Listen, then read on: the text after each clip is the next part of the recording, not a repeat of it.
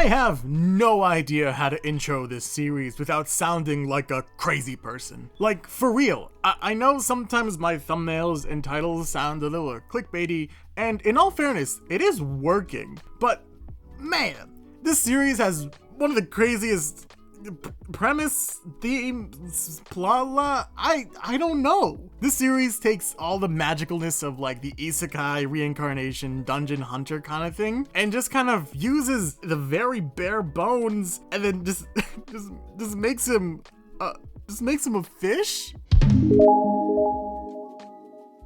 Surviving as a Fish is the series I have to point to when people say there's nothing original on Webtoon, and then when I bring it up, people immediately bombard me with questions. Surviving as a Fish is probably the wildest thing I've read on Webtoon in a while, and at this point, I have to explain it, right? We follow Mr. Yushin Lee, president of the Station Group. He's a businessman, and like most businessmen, seems to be kind of a jerk, which seemingly lines up with most of the people I talk about on this channel. Not really sure how that reflects on me, but that's neither here nor there. However, while on top of the world, Mr. Lee gets vibe checked real quick by a past business associate, who crashes a car into his, dragging him out during the rain and tossing him into a river with a cinder block tied to him, drowning and killing him.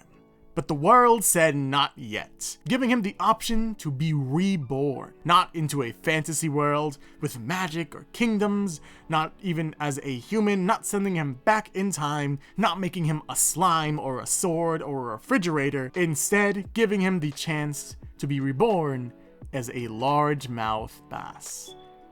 You know, the fish? And has to complete the main quest to be granted one wish. Now, with all that explained, what? Look, I get it. The reincarnation, the isekai, dungeon hunter stuff, it's nothing new. Even when I personally think a series subverts the stuff that's been used a lot, like The Greatest Estate Developer or The Dungeon Cleaning Life of a Once Genius Hunter, love that series is just a sentence. Some people think they're just copy and pasted stuff. And you know what? That's fair. I think everyone's entitled to their own opinion, and everyone has their own tastes. But the series Surviving as a Fish is honestly so bizarre, yet so unique and fresh despite how fishy it is. Woo! Got him! Wrap it up, I'm done with this channel. Anyways, it's a really weird series. It takes the stats and the skills and the things you see in like Omniscient Reader and applies them to fish. From our main character to the other players and survivors, I'll get to that soon, to the NPF, the non-playable fish, obviously. Not to mention, this series has the most loved ability in all of Webtoon, the ability to copy special skills. That's right, even a fish has the copycat ability. Man, they really hand that ability out like it's going out of business. Anyways, his ability Consume gives him a chance to receive a special skill from the target he eats, kinda like I Get Stronger the More I Eat's main character. And honestly, like that series, there's some weird elements of like dread in this, but not from our main character. He's just a largemouth bass. Like, he's nothing new, he's nothing unique. Instead, the other fish and aquatic creatures here are sometimes terrifying. However, unluckily for you, and definitely luckily for me, we haven't even seen this copycat ability yet. But what I really like so far is the development of our main character as a fish. Like the series I covered 2 weeks ago, we follow the riches to rags storyline, the opposite of a rags to riches, when a main character experiences tragedy while on top of the world and loses everything. These series typically follow a story of personal growth, as these characters learn what is and isn't important to them, and they have a change of heart on their way to climb back up to who they once were. Series like The Dungeon Cleaning Life of a Once Genius Hunter, or my personal favorite series, Hardcore Leveling Warrior, follow this beautifully, as our characters start from success, but a morally bankrupt mindset. But after they fall, they learn, they grow, they improve into better people. But we're not talking about people. We're talking about fish. Anyways, I mentioned that Mr. Lee isn't the best person. And while I stand by that, I wouldn't say he's as bad as other people in this cliche. He's less of a bad person and more just someone who lost sight of who he was. what's important to him. Due to a difficult past that we've only seen in glimpses, with parents who seemingly abandon him, and a world that only values money over anything else, and a grandmother who passed away, he focuses entirely on the pursuit of wealth, the pursuit of that cold hard cash. However, while he does succeed in this, being the president of an entire corporation, he also has a wife and a daughter. And we see in past glimpses that he did love them, but now he never spends any time with them. In fact, his death happens to be the same day as his kid's birthday. But instead of going to spend time with his family, he texts his wife that he's not going to be able to celebrate with them, that he's too busy with work. And that's also when the world vibe checks him with a car crash. During his time as a fish, he realizes that he's a small fish in a big pond, constantly being attacked and left out by other fish. But he's not alone.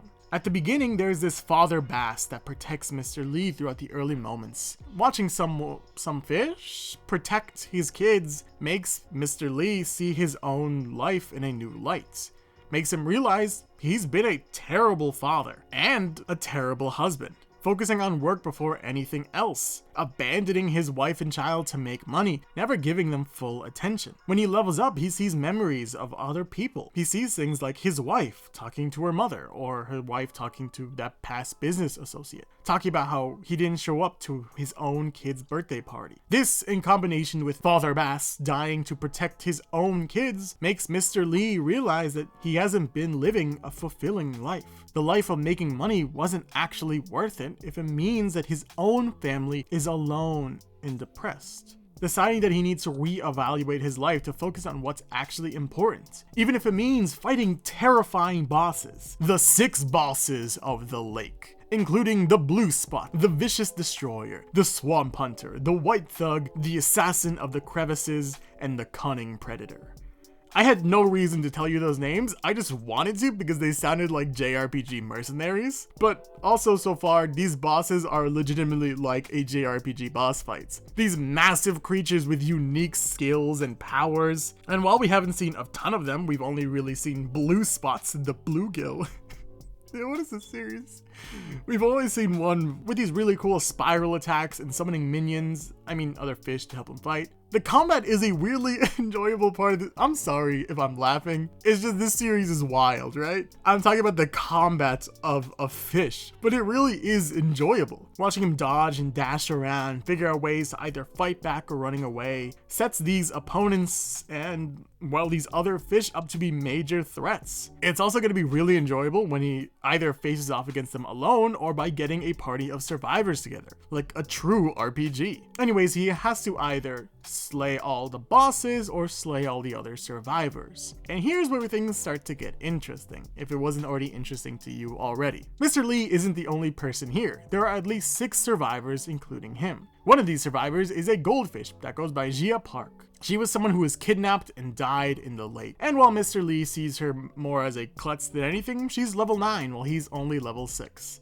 And he still teams with her, and they both start to learn things. Mr. Lee starts to learn to trust and care about someone whom he normally would avoid, and Gia Park learns to stand up for herself, as when another survivor in the form of some type of crustacean comes and starts to kill Gia Park while Mr. Lee has been captured, he tells her to fight back, that crying and laying on the ground isn't going to do anything, that she needs to do something. And you can tell that while he sees her as a nuisance from time to time, he genuinely does value her, spending time to look for her after the fight. Granted, it just might be because he needs some bodies to help fight a boss, or because she has some special skills like a freaking laser beam. What is this Magikarp nonsense?